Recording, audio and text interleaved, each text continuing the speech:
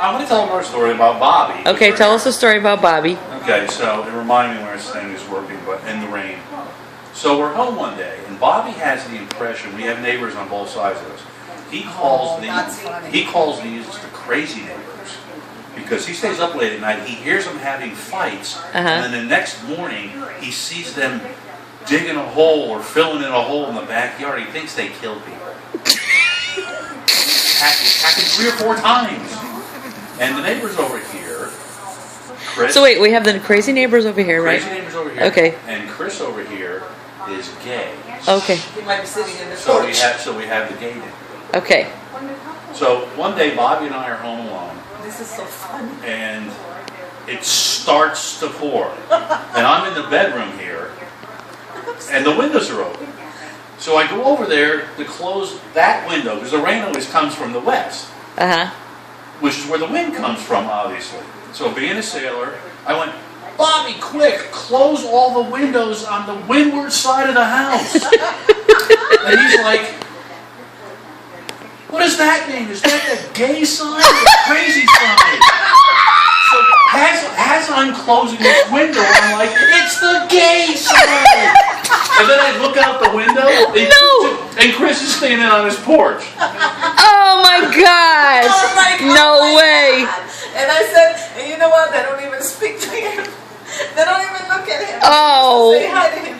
And I'm like, wait. And I know all their names, and I never call them that, but in a pinch, I had to use Bobby's terminology. And he happened to be there. I was like, Tell them where you were. It's in Bahrain. Okay. Where's that? It's in the Persian Gulf. It's a little island that actually isn't mad at America. Okay. So we were staying in, it wasn't a hotel, it was an apartment building that the government bought for military people, and the Marines guarded it, and whatever. But they had like Pakistani or Indian housekeepers that would come in there. Because over the Middle East, the Saudis, or whoever you want to call it, they don't do any manual labor. It's various countries, and each country has their own little skill set. Like the Filipinos, they're just all manual labor. Okay. So the Pakistanis, the Brits, Americans, and the Canadians, they fix all their stuff and work on it. And there's some sort of hierarchy of who does all their stuff over there. But anyway, we had this Pakistani housekeeper, and of course, being ugly Americans, nobody knew his name. We just called him Haji. Why did you call him Haji? It's just the typical, like from what was that cartoon? What was that cartoon where the kid's friend was named Haji? Oh, I don't know. I don't know what it was. Yeah, but he was like an Indian kid, so it's Haji. So everybody's Haji, just like we're all Joe. Really? Yeah. And he would come in the room unannounced anytime he wanted and started cleaning stuff or doing stuff or whatever. And you're like, he'd come in there and start vacuuming. And you're like, Haji, I'm sleeping, knock it off. He's like, vacuuming now, sir, no problem. I'm going to vacuum the room, sir. No, I'm sleeping, vacuuming, sir. Oh my gosh. No problem. Oh my gosh. No problem. Like, Haji, we're getting ready to leave. Where's all our laundry? Laundry is done, sir. Where is it? In the washing machine, sir. Washing now. It's not done. Washing, sir. Laundry's done, sir. No, it's not. Where's my stuff? I gotta go to work. But it got to the point where, like, you come in there one day and he's like wearing your flight suit. No way. Haji, what are you doing? No. Trying on the flight suit, sir. No problem. No problem. No problem, sir. Get out of my flight suit. But I was waiting to wake up one day where he's like over me with a knife and killing you, sir. No problem. Only for me wallet, sir. Taking money now. No problem. Everything was no problem. Your dad. Yes. So one day I'm home visiting mom and dad, and we get up. I get up. Dad's already up. He's already been through a pack of cigarettes, I'm sure. And at least 3 cups of coffee, reading the paper, and talking to himself.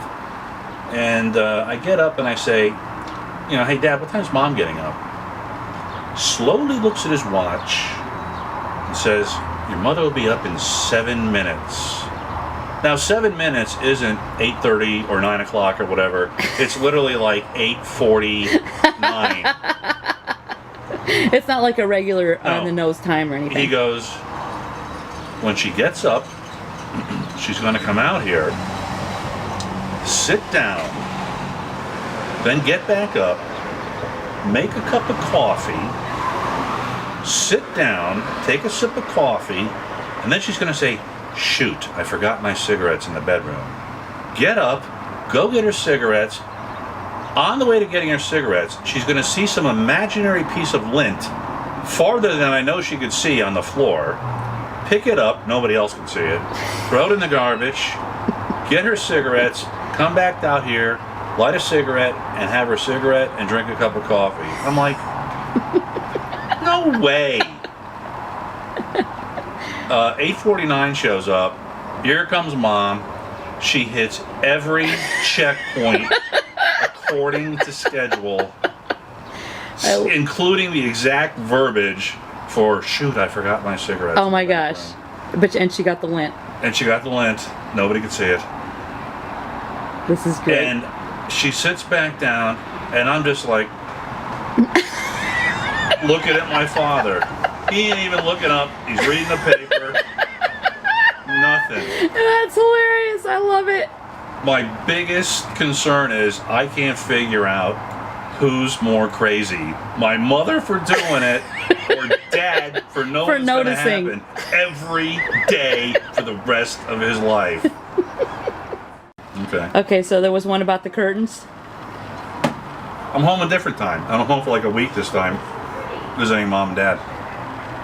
Mom's still working at this point. She drives this loud Volkswagen, so you can hear her coming home. And I'm sitting there with Dad, and I go, hey, here comes Mom. And he goes, you know, today we live in a cave. I'm like, what? Mom comes home, and they always come in and out the glass doors, and the curtains for the glass doors are closed. Mom comes in, closes the glass door, whips open the curtains to let in the sunshine, and goes, what are we, living in a cave? Right on cue. I'm like, wow. All right. The next day or the day after that, I'm back there talking to Dad when Mom comes home. Curtains are open this time because we're not going to get caught living in a cave. That's right. Dad goes, you know, we're on exhibition here. I'm like, what? Mom comes in the glass door, opens it, closes it, slams the curtain closed, looks at us and says, what are we on, exhibition here? You can't win.